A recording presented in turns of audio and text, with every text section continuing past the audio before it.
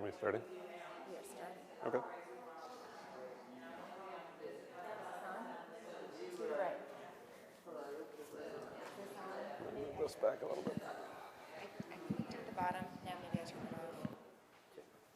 off. Check. Okay. Good morning. It is just about 9:15 here, so we're going to go ahead and get started, and maybe some more folks will trickle in as we go. Thank you for joining us here at Calvary in the Great Hall, and to everyone who is joining us online. If you were thinking that you were going to come and hear about downtown Memphis this morning from Paul Young, you had good reason to think so, because that was our planned speaker for today. But unfortunately, Paul had a death in the family this past week, and so we needed a pinch hitter. So my favorite pinch hitter was available. This is my husband, Dave, and he very kindly, when we panicked a little bit on Tuesday or Wednesday when we got the news about Paul not being able to come in, said, yeah, I could do that. So not only is he an expert in his field, he is also very flexible and willing to fill in. So when I got here, I realized I didn't even prepare a formal introduction of him, but I think I can wing it. David Rupke is a professor of physics and astronomy at Rhodes College, and he's been teaching there for 11 years.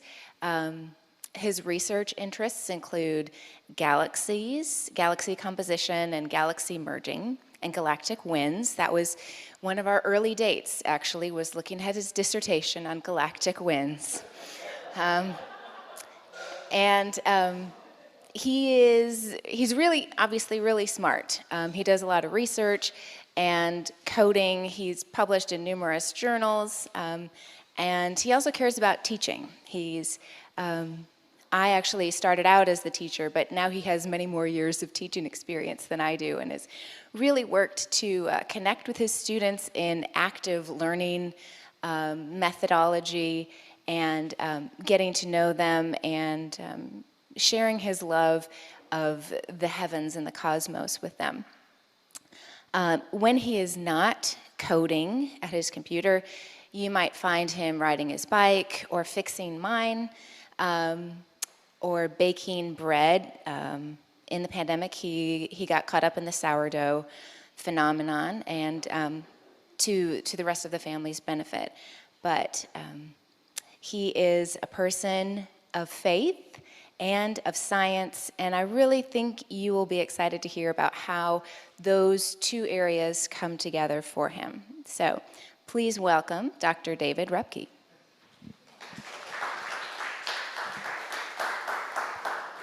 Well, thanks. And obviously, this is a friendly audience to step into. So, and in Heidi's defense, her instinct didn't swing straight to nepotism. I believe this was actually Bill Craddock's idea. He said, Heidi sent an email to the formation committee, and Bill said, "Oh, why don't you, get Dave to talk about astronomy?" And so here I am. And fortunately, I had some material that I could turn to. So what am I doing here? What are we going to talk about? I was going to talk a little bit about my story of why I do science and why I'm a person of faith. But then I just want to show you some pretty pictures and talk about them a little bit. And then, since this is Sunday formation, I'll tie it into faith at the end as well. This is a picture collage here of some things that may seem kind of random, but I'll explain why they're there. So what makes me a scientist? Why am I interested in science? This in the upper right is obviously a tent, and as a kid I did lots of camping, and actually as a family we still do lots of camping. We spent this summer we spent 3 weeks roaming the country and did a bunch of camping out in the Southwest, and that was a lot of fun. But part of the reason that was possible is because as a kid, I did a lot of camping with my family, and some of my best memories of family experiences were taking long camping trips, or short camping trips, or backpacking. And so that definitely helped me, and I grew up in a rural part of Southwest Virginia, so it definitely helped me experience nature firsthand.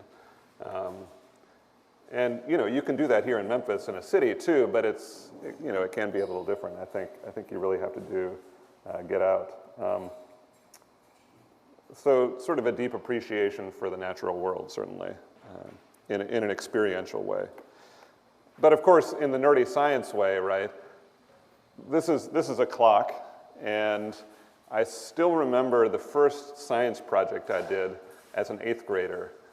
I was studying how the length of a pendulum affects its period, which may sound totally pedestrian and boring, but Galileo did this experiment and came up with an equation to describe it, and so I reproduced it for my 8th grade science project. And there was string and a weight in my dad's workshop. I was having a lot of fun. And then I took some graph paper, as all good scientists do, and put the data points on the graph paper and connected them with a line, and looked at it and scratched my head. And then my dad, who happened to be a science major in college, looked at that and he said, "Oh, that's a parabola." And I thought, wow, that's a parabola? That's so cool. And he wrote down the equation for a parabola, and I was hooked. So that was physics there. I do physics. A lot of astronomy is physics. So that was just a moment of pure delight, right? In not just the experience of the natural world, but how we can use math and words to describe it. And then finally, this is a picture of a telescope pointed at the moon, and here is a kid and their parent sharing this moment of fun. And I actually had an old telescope that my dad had built as a kid that he brought to our house, and I really enjoy it. Again, we lived out in rural America, and I would pull my telescope out, or pull my dad's telescope out, just at random times. I remember waking him up in the middle of the night once to look at the lunar eclipse, looking at the moons of Jupiter. These are all things that are pretty accessible if you have honestly a $100 telescope. But that really caught my attention, and was something I knew I loved even at a small age. Now I use big telescopes, and some of my data just comes to me through the magic of the internet. But still, one of my favorite experiences is looking with my own naked eye through a telescope at the moons of Jupiter, or the rings of Saturn, or a nebula. That still is an experience that connects me with the natural world that just can't be replicated any other way. So I would say a common theme connecting these things is sort of an appreciation, a wonder, you might say, of the beauty and the mystery of the universe. So, what is it? How do we experience it? What is it made of?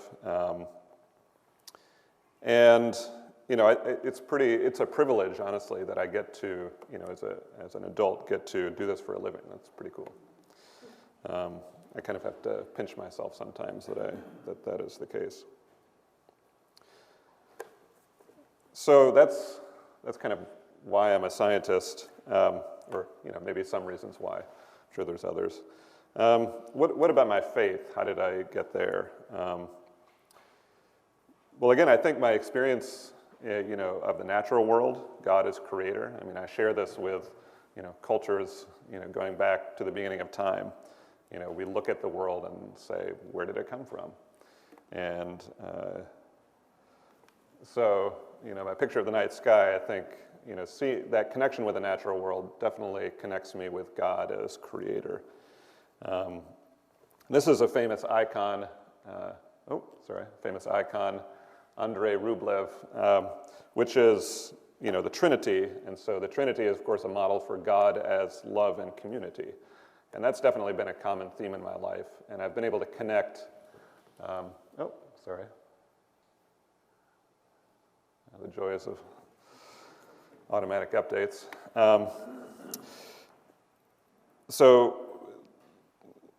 God is, I've definitely experienced God through my love, the love of my family, friends, and community. And, I think I share this in common with many of you. And then finally, I think I'll just mention the, turning to God in prayer and silence. So our experience of God through spiritual formation.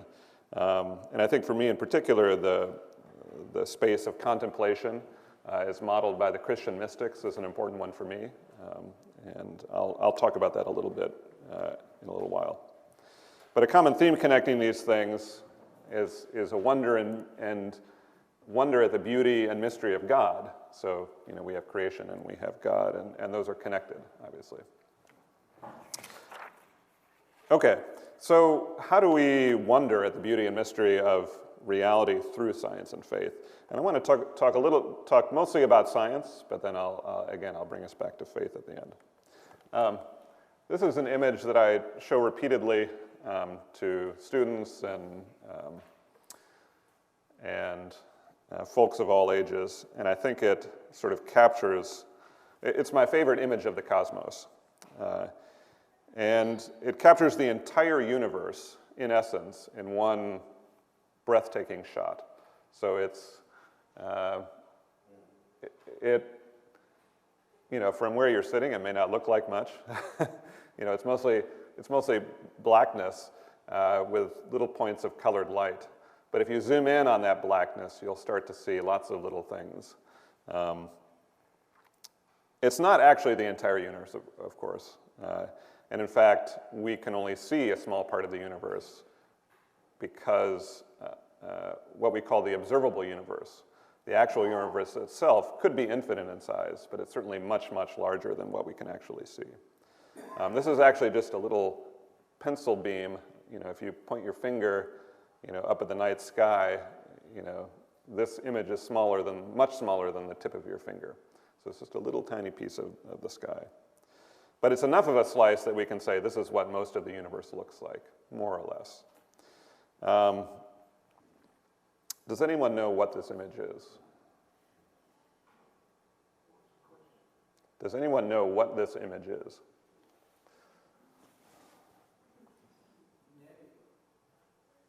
Okay. Raise your hand if you've heard of the Hubble Space Telescope. Okay, so most of you know that, right? So back in 1995, Hubble stared at a tiny region of the sky for 10 days straight. So telescopes like to do this because then you can collect more and more light. What you should do is think of a telescope as a light bucket.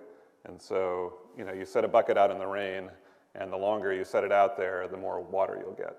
And it's kind of like a telescope. The longer you stare at that piece of sky, the more light you'll collect. And the farther away you can see, and the more you can see. This view has been updated several times, with the most recent version coming from 2014 and requiring 53 days of staring in all. So all of the light that comes into this image has required a couple months of just staring at this little piece of sky. What can you see in this image? Is this a Rorschach test? It looks like. Then what can you see in this image? What do you think? What's in space? What kind of things are in space? Stars, yeah. What else? Yeah. Galaxies, stars, planets, solar systems. There's lots of stuff out there, right? These are all galaxies. So galaxies are composed of stars and planets and lots of other stuff. Our galaxy is, what's our galaxy called? The Milky Way, yeah. So in just this little slice of sky, this is tens of thousands of galaxies, and each of those galaxies is composed of millions or billions of stars. And each of those stars might have some planets around them too. This image has a name. It's called the Hubble, first it was called the Hubble Deep Field when they first took the image back in the 90s. But now they've called it the Hubble Ultra Deep Field because they keep staring at it more and more and improving it and, progress, right? And one thing I'm excited about is that there's another telescope launching later this year, and it's going to basically do this in a different way, in the infrared part of the electromagnetic spectrum. And it's going to see farther and deeper because it's a much bigger light bucket. So if you hear of the James Webb Space Telescope, you can kind of keep an ear out for that and see how this picture might look different in a year or 2 or 3. So in astronomy, again, a telescope is a light bucket. In astronomy, seeing farther away means seeing further back in time. So telescopes are also like time machines because the further away we look, the light has taken longer to reach us. So when we look at the sun, we're actually seeing the sun as it was. Does anybody know how long it takes light to get from the sun to us? 8 minutes, okay. So we're seeing the sun as it was 8 minutes ago, not as it is now. So when we see, the Andromeda galaxy, which you can actually see in a dark sky with your naked eye, that's 2.5 million light years away. And so we're seeing the Andromeda galaxy as it was 2.5 million years ago, not as it is right now. So the age of the universe, does anyone know the age of the universe, or our current estimate for the age of the universe? 13.8 billion. Billion what? Years, yes. 13.8 billion years, okay? So it's an ancient universe, at least by some standards. And so if we want to see back to the beginning of the universe, we have to see things that are really far away, and that light has been traveling to us for 13.8 billion years. And so by staring at this image, the things that are close up, we can kind of see the universe as it is roughly right now. But the things that are most distant, the tiniest things in this image, the faintest things, are telling us about how the universe was when it was first born. So the most distant galaxies in this image that we can see emitted their light when the universe was less than 500 million years old. So it was just a baby. So in human terms, the most distant stuff is, maybe a preschool picture of the universe when it was just 3 years old. So basically what we're seeing is a series of snapshots. Imagine your family wall at home. For those of you who have kids who have graduated high school, maybe have families of their own. Some people like to put pictures of their kids at all different stages. So that's kind of what this is, right? But for the universe. You're seeing the universe at all different stages of its existence. Baby, kindergarten, awkward middle school years, graduation, and so on. So again, this sampling of tens of thousands of galaxies, again, is just a small fraction of the probably hundreds of billions of galaxies that we can see in our observable universe. So if it's Sunday morning, maybe we need a little stretch. Everybody stretch your arms out to the sides, okay? And then kind of wave them around. You can go all the way around you. Kind of do this, in front, okay? This is a good practice in social distancing too, I guess. Okay, so you can imagine that kind of the tips of your fingers are tracing what sort of shape? A sphere, yeah. So again, remember that light is coming to us from far away, and it left at most about 14 billion years ago, because that's as much time as it has had to get to us. So the observable universe is kind of like a sphere whose size is about 14 billion years in radius. It's actually, that was when the light left. Now it's about 50 billion light years in radius. And I know it's hard to grasp what those means, but the idea is that we have a finite view of the universe because of the speed of light. The actual universe is probably much, much bigger. So even, this is just a tiny picture of what we could see if we looked all over the sky, and then that's just a tiny fraction of the size of the universe itself, which we actually don't know. So part of what's astonishing to me about this image is what we do know and what we don't know, right? So I've just told you some of the things that we do know about this image. And there's things here too that, we're just looking at a particular part of, with a particular kind of light, visible light, right? The kind that you can see. But there's all sorts of other kinds of light. What other kinds of light are there? Ultraviolet. Infrared. What else? X-rays are a kind of light. Gamma rays are a kind of light. Radio waves are a kind of light. Microwaves are a kind of light. So all these things are things we can use to look at the universe. And now we can use new things, too, that you may have heard about in the news called gravitational waves or neutrinos or other things.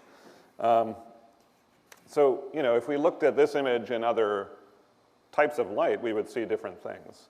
And, in between all these little points of light, Immanuel Kant said that galaxies are island universes. Well, it turns out that they're not actually islands. They're actually islands, well, you could think of them as islands, but they're actually in a sea of cosmic gas that sort of threads these galaxies together. And that's, some astronomers call that the cosmic web. So if you want to think of the universe as a big spider web, you could do that too. Although if you don't like spiders, like me, you have nightmares from watching the spiders in the Elven Woods and in The Lord of the Rings, then maybe cosmic web is not the analogy for you. So the universe is filled with stuff that we do know. And what we also know that in every one of those galaxies, there are millions or billions of stars and planets, and that some of these planets might even have life on them. In terms of the last 100 years, it's amazing what we've learned about what the universe is made of, what it contains. But we still don't know what most of the matter and energy in the universe is. Despite all that exploration, you've heard of dark matter, dark energy. We don't know what it is, and that's actually most of the matter and energy in the universe. Our physical models are decent, but they're still woefully incomplete to describe a lot of things.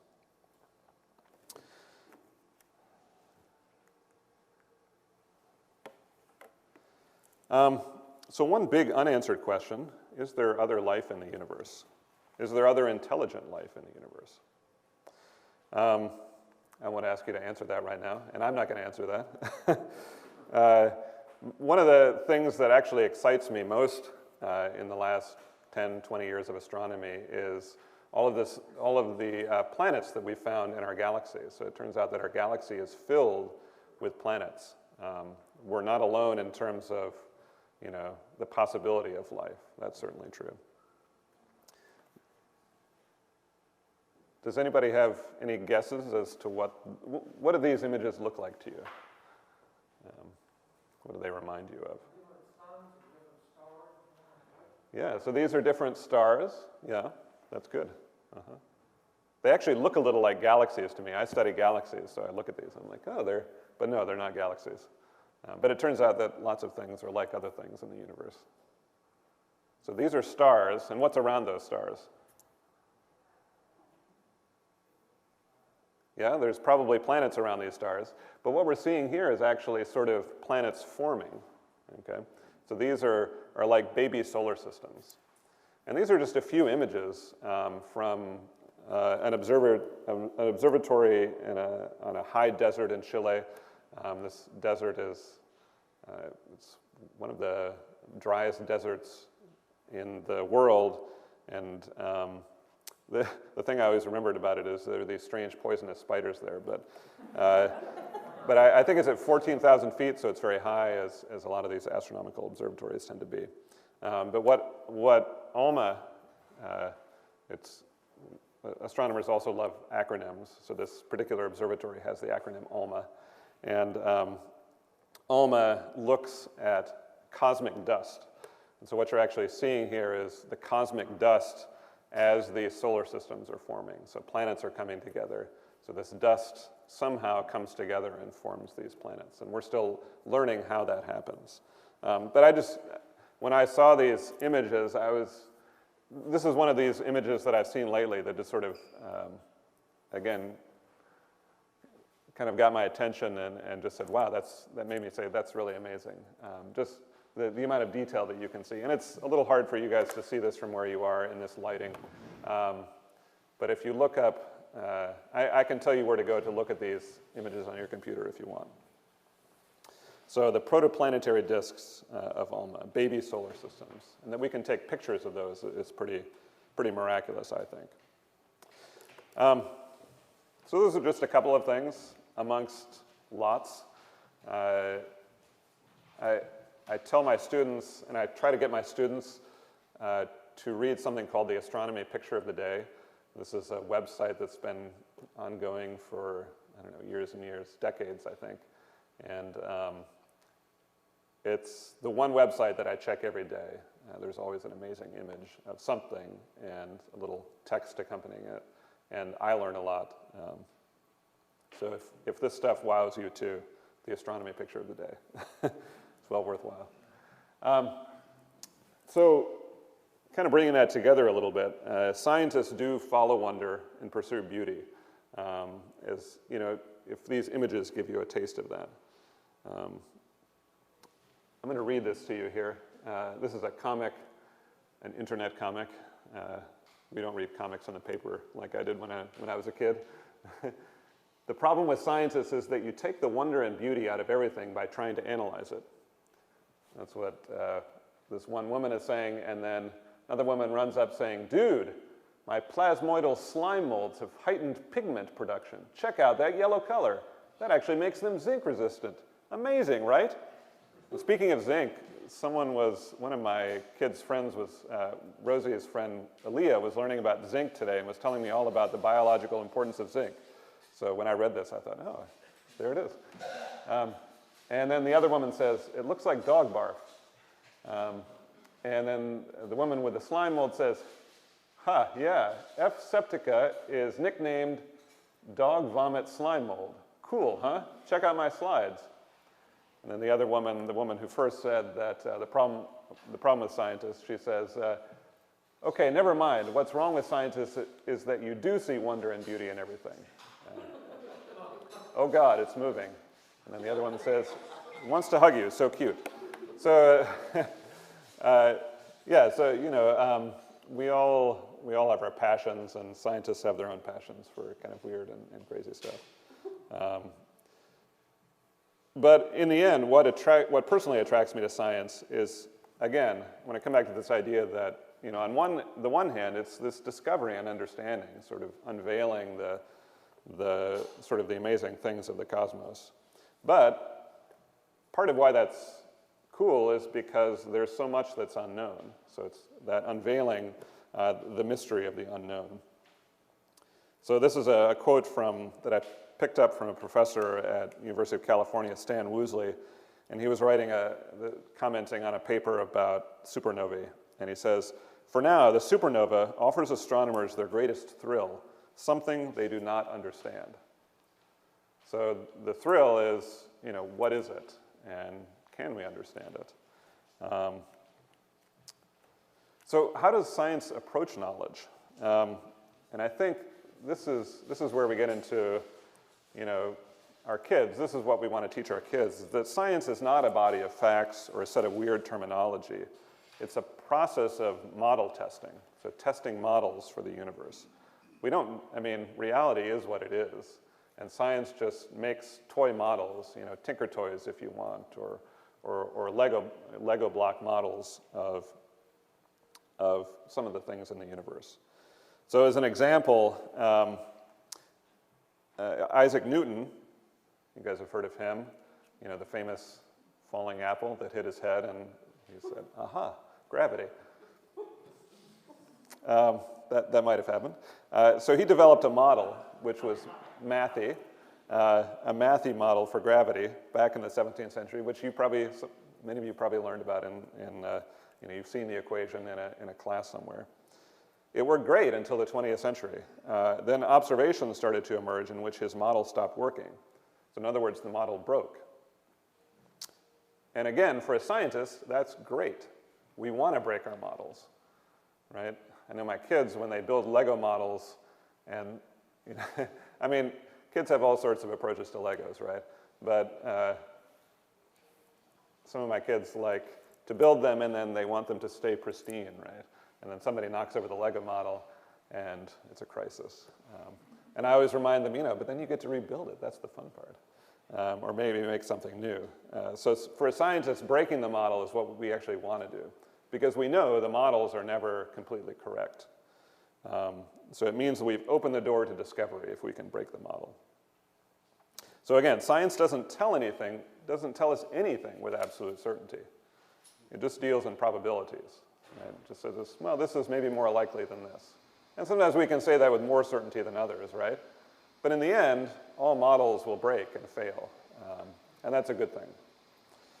And I think this is particularly relevant in an era in which we're grappling with big challenges. And so I think how we think about science and how it informs how we look at those challenges is important. So we need to see science as a reservoir of exploration and knowledge, but also remember that it's, it can be wrong, and that's okay, and that just means, and actually that can be a good thing, is then we figure out something new. We just fix it.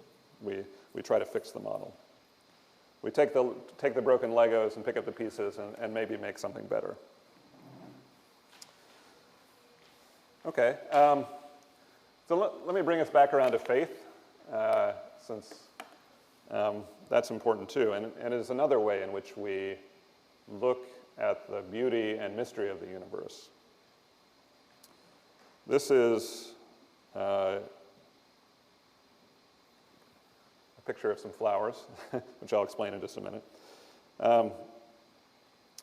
So faith is this balance between the known and the unknown, what is knowable and what is unknowable, is clearly a core part of the life of faith, and I don't need to tell any of you this. And there are folks in this room who could explain it much more clearly than I can, but I'll just offer a few thoughts based on my own experience and reading. One area of the known is certainly our understanding of God as revealed in the world, and in Scripture. And to come back to a scientist, Galileo said this. This is in a letter to the Grand Duchess Christina of Tuscany in 1615. He says, "We conclude that God is known first through nature, and then again, more particularly, by doctrine, by nature in his works, and by doctrine in his revealed word." So, that certainly resonates with me in my own experience. That actually makes me think a little bit about the book that we're reading in our Wednesday night class by Serene Jones and her experience of faith and how she finds faith. We all have our own spiritual autobiographies for how we see God in the world and in Scripture, right? The unknown is, maybe you think that's the fun part, right? That's the transcendent mystery of God, and it's meeting with reality, so how those come together. So science speaks in words and numbers and models, and so does faith, right, when it comes to theology. I don't want to presume to say that theology is about model building and we want to break our models, but I don't know, maybe there's some truth to that. But faith also comes to us wordlessly, right? So not through finite concepts, right? And I think in some ways this circles back around to what I was saying earlier this morning about my own experiences with nature and with the world and with family and love and community. And coming back to this carnation, so a 20th century Christian mystic, Thomas Merton, I'm reading a quote here. I'm going to read a quote from him. This is from Conjectures of a Guilty Bystander, but it's quoted in a podcast called Turning to the Mystics. So let me just read this. This is a somewhat long quote, but I think it relates to what we're talking about in terms of how we see reality. So we see reality through science, but how do we see it through faith? Beauty of the sunlight falling on a tall vase of red and white carnations and green leaves on the altar of the novitiate chapel. The light and dark, the darkness of the fresh crinkled flower, light, warm, and red all around the darkness. The flower is the same color as blood, but it is in no sense whatever as red as blood, not at all. It is red as a carnation, only that. This flower, this light, this moment, this silence, Dominus est. God is eternity, he passes, he remains. We pass in and out. He passes, we remain. We are nothing, we are everything. He is in us, he has gone from us. We are here in him, he is gone from us. He is not here. We are here in him. All these things can be said, but why say them? All these things can be said, but why say them? The flower is itself. The light is itself. The silence is itself. I am myself. All perhaps illusion, but no matter.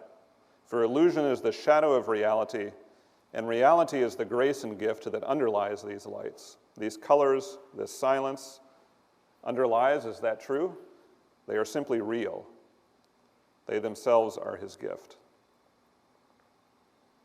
So, and I'll come back to that phrase, it is as red as a carnation, only that. They are simply real. So scientific seeking, I think, can connect us to the beauty and mystery of God using finite concepts, using certain ways of talking and thinking. But God is not finite. Reality is itself. It is reality. So we must seek in another way, right? We must find another way to seek through faith and poverty and simplicity. But this doorway to reality, doesn't require telescopes. It's always near. So for Merton, it is a carnation, sitting on the altar of a chapel. For you, it may be your next breath, or the laughter of a loved one, or fresh bread from the oven. Sorry, I'm speaking from my own experience here, I guess. Or a picture of baby solar systems. Or even a desolate landscape, right? So in the words of Merton, again, the gate of heaven is everywhere. It's in the sky, but it's also here with us. Okay, well, I finished a little early, but I'm happy to answer questions about some of the things that I showed you that we talked about, but also if you have other astronomical questions, I can answer them too. I have a question from Leanne online, and she's wondering why stars twinkle and why we only see them at night if they're there all the time. Why stars twinkle? Stars twinkle, as in the famous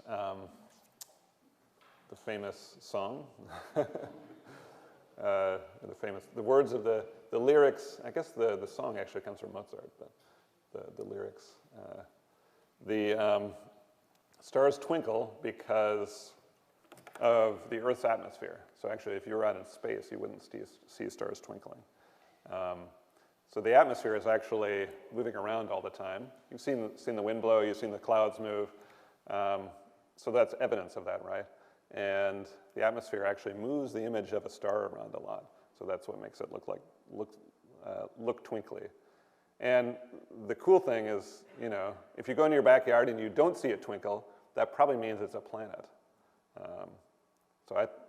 That's how I still, okay, if it's really bright, it's probably a planet too, but also if it's not twinkling, it's a planet. So that's a good clue to look for. There are actually a few stars in this picture, like this one right here, which maybe you can't see very well, but it's got these sort of spokes coming out from it. So if you see a star in a picture, that's not actually twinkling, that's something to do with a telescope, but if you see those spokes, that often means it's a star. Yeah. What was the other question? oh, why can't we see stars all the time? That's because of the sun. It's too bright. One thing that actually I was talking with somebody about recently is the sky is actually pretty dim. And the reason for that is that cosmic dust that I mentioned. So this cosmic dust actually acts as sort of a veil across the Milky Way. And so if that dust weren't there, the night sky would be quite bright because our galaxy would be shining with all of the stars in the galaxy, not just the few that peer through the dust. There's actually a famous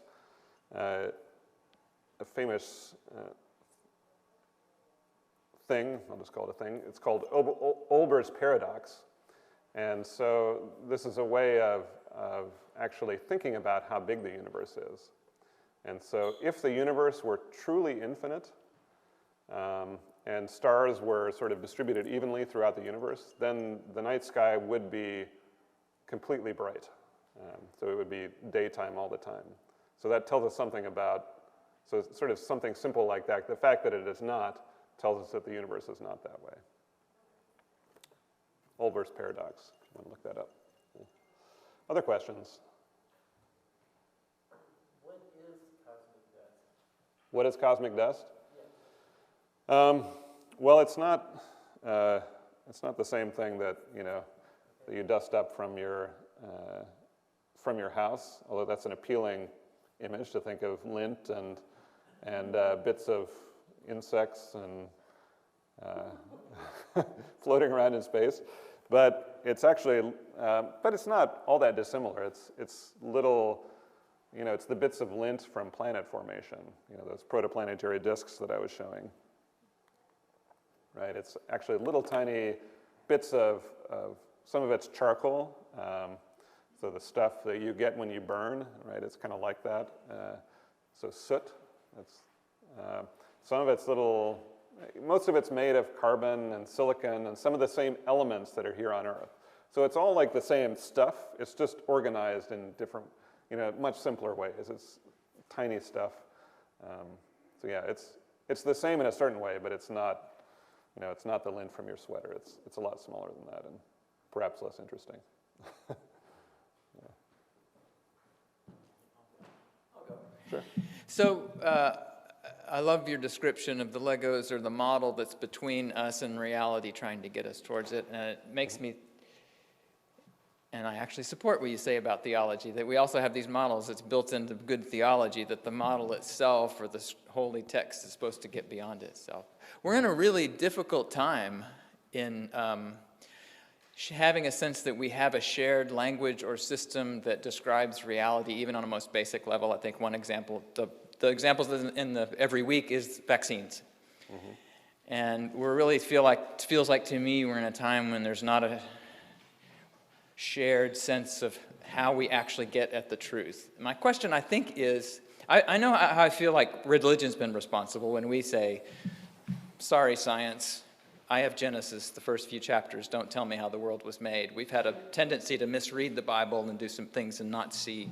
But I also wonder if science has presented itself not in the way that you just did with some humility to say, our model will be broken, and another one will replace it, that has, I don't know, do you hear my worry that is there a way that science talks about science that doesn't allow for some of that humility that's allowed people to say, I'm not having any of it. Are there better ways we can talk about it? Maybe that's my question, sorry.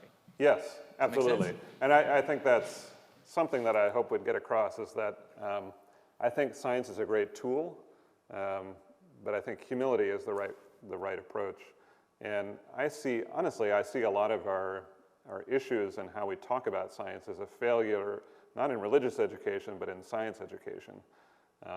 So I think that, and I'm not an expert in elementary or middle school science education, and I think those folks who do that work do, that's hard work, and I don't know that I could do it, but I think that's kind of critical in, sort of helping young people see science as a process and not a body of facts or sort of the way to see the world. It's a way to see the world, and an important one, obviously. And it's, the process of science, the process of exploration has yielded miraculous things, like the vaccine.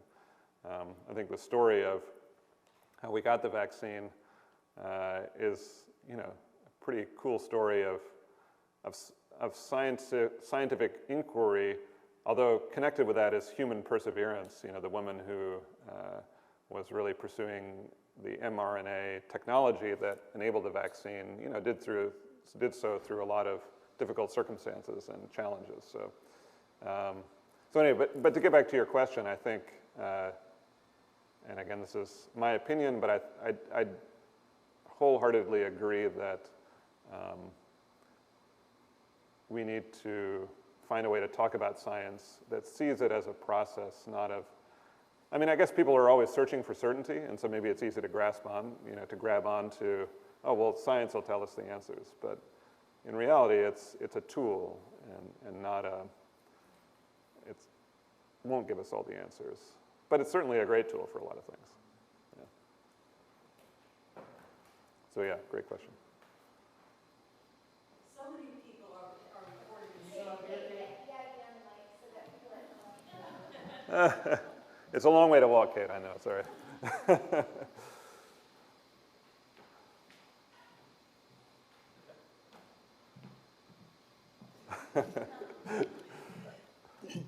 So many people are reporting seeing flying objects in the sky, UFOs and all of that. What is your explanation of what we're seeing out there? Well, I think that's another good example of maybe what, yeah. Let me back up just a second to think about this, how I should talk about this. I was as fascinated to read about those things in the news as you were, as you probably were, I'm not saying. Because that's a big question. Is there other life in the universe? And we go through this in my classes with our students, and we talk about, the things that life needs to survive are energy and nutrients and water, and the easiest, energy and nutrients are everywhere, so we search for liquid water, so that's the thing we look for. Because liquid water is seems to be a necessity for life as we know it. There's a lot of, there's this thing called the Fermi paradox, which addresses the strange, honestly, the strange paradox that we've never talked to anyone else. The universe is big, but it's actually not that big compared to its age. So if you had a determined civilization, they could get to us that existed in the galaxy. So there are lots of lines of evidence, that allow us to think about that question. I think UFOs maybe relates to, well, are they here already? And I think the news coverage of that, managed to approach it from a reasonably critical perspective, and I don't know that I have an opinion about it except to say that I don't think it's aliens, but yeah. I tend to approach sort of, maybe a good rule to follow is extraordinary claims require extraordinary evidence. And finding evidence of intelligent life other than people on Earth would require extraordinary evidence. So I don't think we have it yet. Yeah, it's a good question, though. Certainly something that's relevant in the news. Yeah. There was an article that I read this week. You may have read it too. It was concerning the Old Testament story of Sodom and Gomorrah. Yep. Remember Lot and the woman, I forget her name, turned into a pillar of salt, and God destroyed the cities. Well, the article I read said they now found evidence that a meteor may have struck that area. And of course, God could have sent the meteor, But they found evidence that a meteor struck that area, and I couldn't understand the explanation, but it made reference to salt also, how the meteor produced salt. I just wondered if you had read it and if you had any comments on it. No, I haven't. So maybe I shouldn't comment on it. I mean, there is evidence that a meteor, some pretty good evidence actually, that a meteor killed the dinosaurs back 65 million years ago during the KT extinction, where a bunch of basically, yeah, I don't know all the details about it, but even something as seemingly uncontroversial as that, there's still a lot of argument about whether that's actually the case. So there's also some evidence emerging that that may not have been what killed the dinosaurs. I think reconstructing the past is always a difficult task, and one that science can try to do, but it's always riddled with uncertainty. And I would say particular events like that are particularly difficult to assign to any sort of unique cause. But, it's possible. Yeah. There's salt in asteroids, yeah. Sure. Have you ever been to the Meteor crater in Arizona? No, I haven't. It's pretty amazing. Yeah. And then Crater Lake was actually created by a meteor also. Mm-hmm. Yeah. But I don't know. The reason why I got up here was at IMAX, there's an IMAX here in Pink Palace, right? Yeah. Mm-hmm. Do they still have what is that called when you look at the stars and stuff like that? Oh, the planetarium. Yeah, Yes. they have one of those in Vancouver and they have one of those in San Diego. Yes. But I didn't know if this one was still open. Yeah. Mm-hmm. That's cool. I've seen a Bigfoot and I've seen a ghost, but I've never seen a UFO. I haven't either. And I So have that been to makes it- Roswell, and it was closed that day, which I thought was pretty weird. Yeah. Close it on a big day like this, I'm coming. No ego. But I guess the point I was trying to make is science still doesn't know everything. No, then we're in agreement. But God does. That's all I had to say. There you go. All right, thanks. Do we have time for one more question? Yeah, why don't we make And this the last question? Okay, and this is mine. Knowing as I do about your spiritual practices, one of which is, silence and listening, but also a spiritual practice of coming to Calvary and of doing. Do you have those sorts of rhythms in your scientific work as well? So the listening and the actively seeking? Gosh, that's a really good question. And not just because Heidi asked.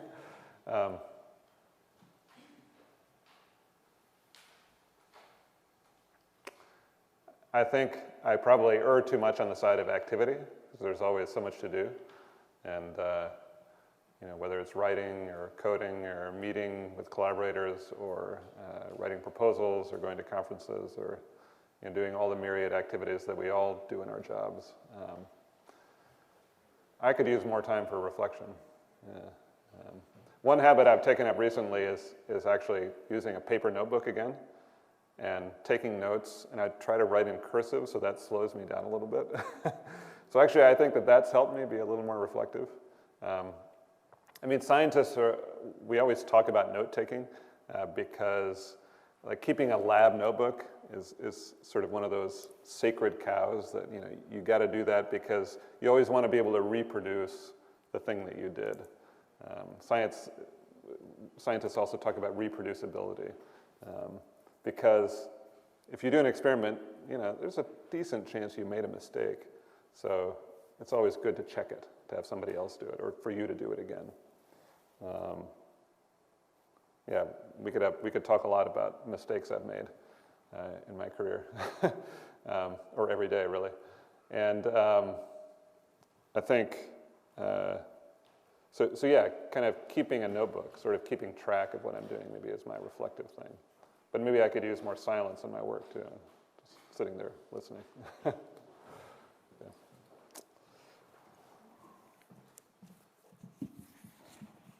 Well, thank you so much, Dave, for stepping in Sure. at the last minute. That's my pleasure. And to all of you who gathered here to listen and learn a little bit, and those of you who gathered at home, thank you. Let's just give them a hand.